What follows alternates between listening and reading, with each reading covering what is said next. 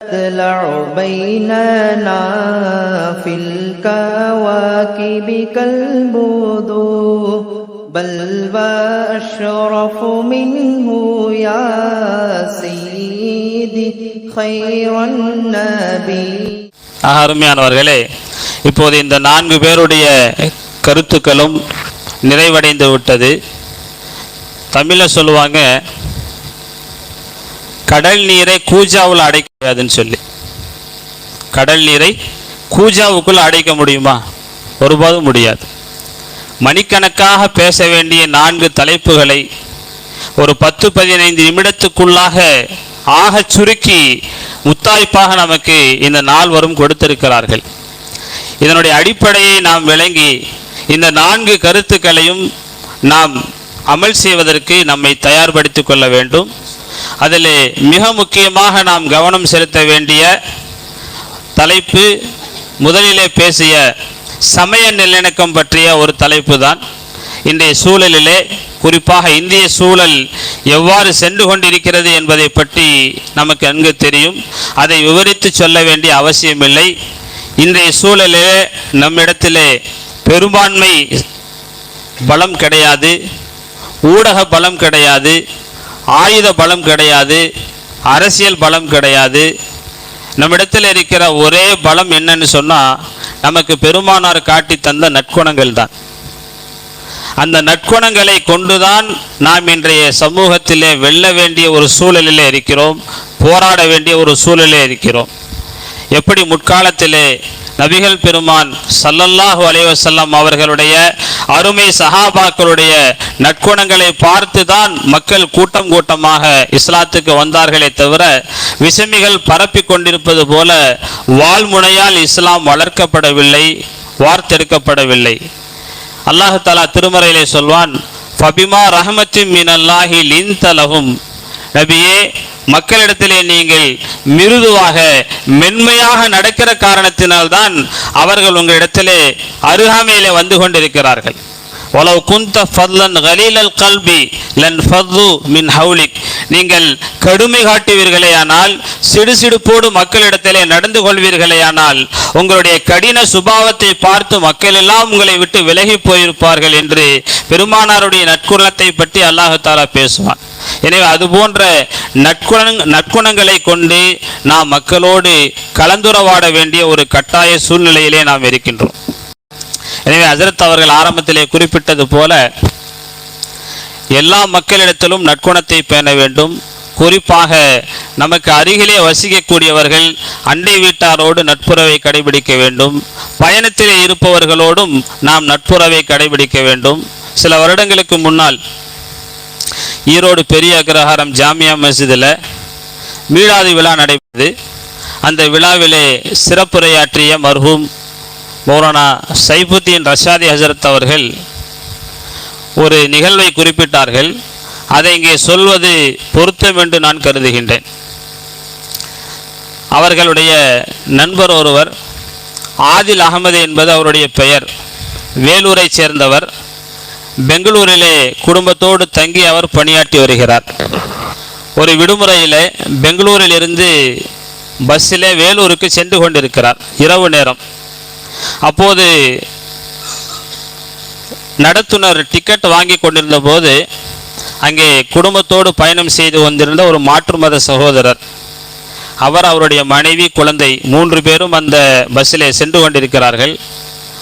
ஒரு 500 ரூபாய் நோட்டை எடுத்து அவர் டிக்கெட்டுக்காக கொடுக்கிறார். கண்டக்டர் வாங்கி பார்த்து விட்டு, இது கிழிந்திருக்கிறது, வேறு பணம் கொடுங்கள் என்று திருப்பி கொடுத்து விடுகின்றார். அவரிடத்திலே வேறு எந்த பணமும் கிடையாது. இதுதான் இடத்திலே இருக்கிறது என்று அவர் சொல்ல, இதை நான் ஏற்றுக்கொள்ள மாட்டேன், வேறு பணம் இருந்தால் கொடு, இல்லாவிட்டால் இறங்கிவிடு என்று சொல்லி அந்த இரவு நேரத்திலே பஸ்ஸை நிறுத்தி குடும்பத்தோடு அவரை இறக்குவதற்கு முற்படுகின்றார். இதை கவனித்து கொண்டிருந்த, அந்த பஸ்ஸிலே பயணம் செய்து கொண்டிருந்த ஆதில் அகமது என்கிற அந்த சகோதரர் அவரை அணுகி, அவர் வைத்திருந்த கிழிந்த 500 ரூபாய் நோட்டை தான் வாங்கி கொண்டு நல்ல 500 ரூபாய் நோட்டை அவரிடத்திலே கொடுத்து, இதை வைத்து நீங்கள் டிக்கெட் எடுத்துக் கொள்ளுங்கள் என்று சொன்னபோது அவர் பேசுவதற்கு ஒன்றுமே தெரியவில்லை. உடனே காலிலே விழுந்து விடுகிறார்.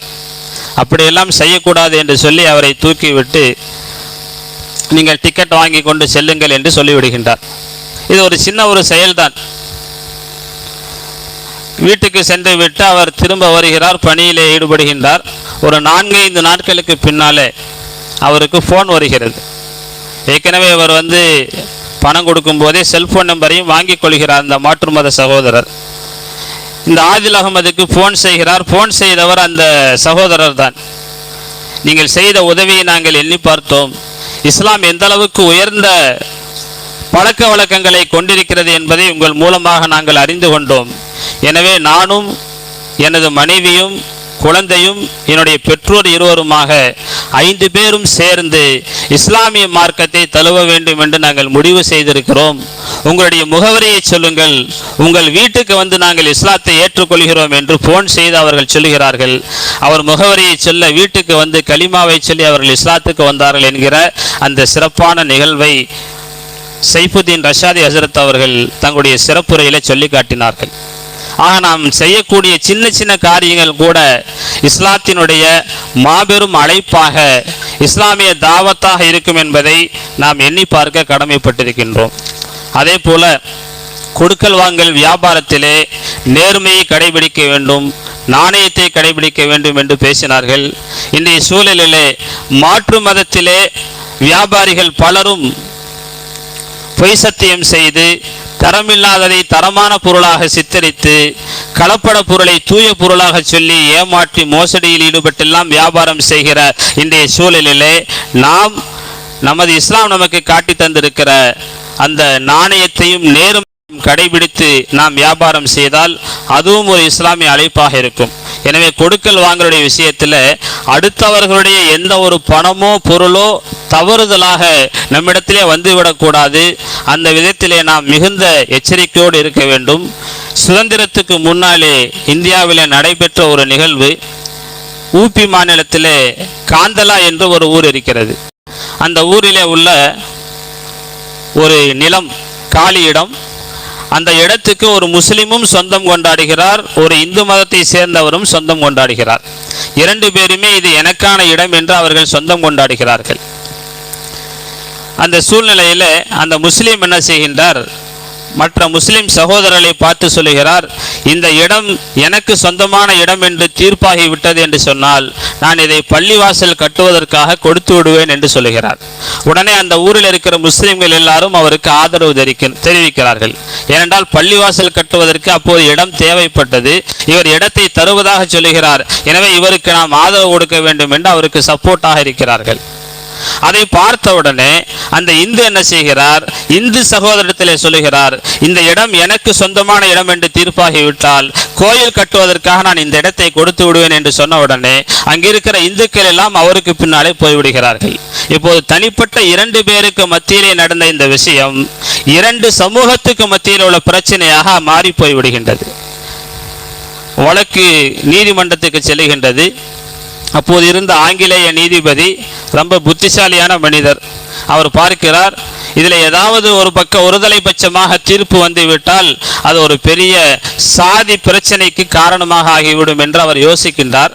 அந்த 2 சாராரையும் கூப்பிட்டு கேட்கிறார், இதில் கோர்ட்டில் போய் தீர்ப்பு வராமல் சுமூகமாக உங்களுக்குள்ளேயே பேசிக்கொள்வதற்கான ஏதாவது வழி இருக்கிறதா என்று கேட்கிற போது அந்த இந்து சகோதரர்கள் சொல்லுகிறார்கள், ஆம், வழி இருக்கிறது.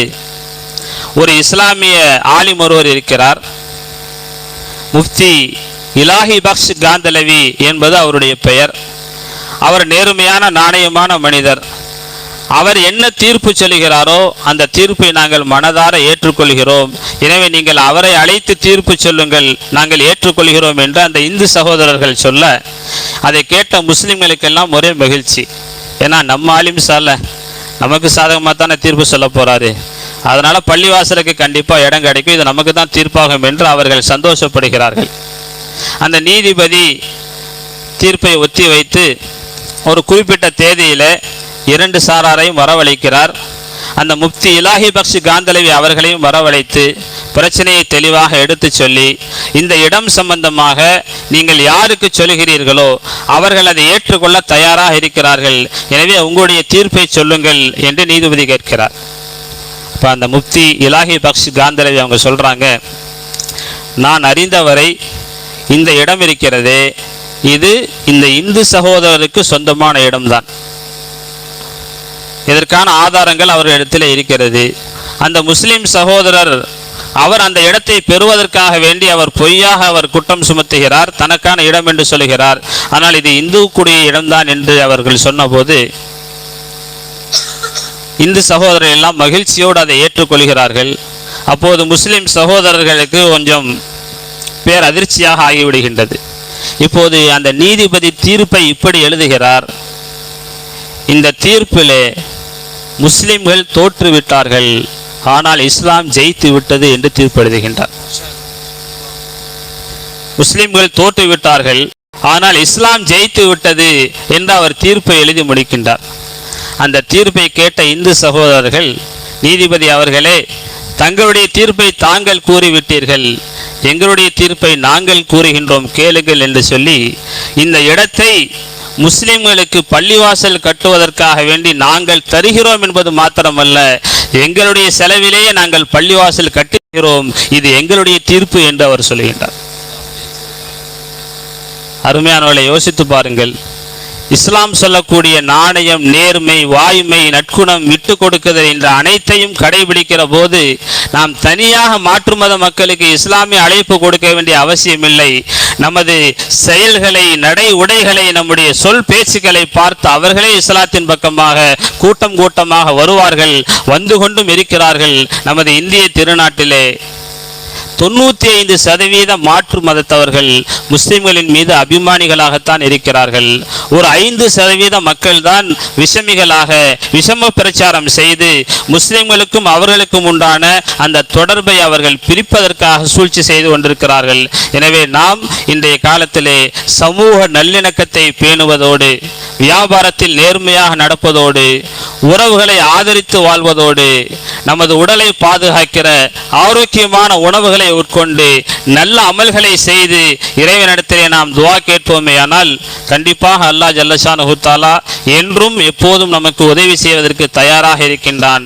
எனவே இந்திய தேச மக்கள் மதச்சார்பின்மை அற்றவர்கள். இந்திய மக்கள் எப்படி இருக்க வேண்டும் என்று ஒரு கவிஞர் இப்படி சொல்லுவான்: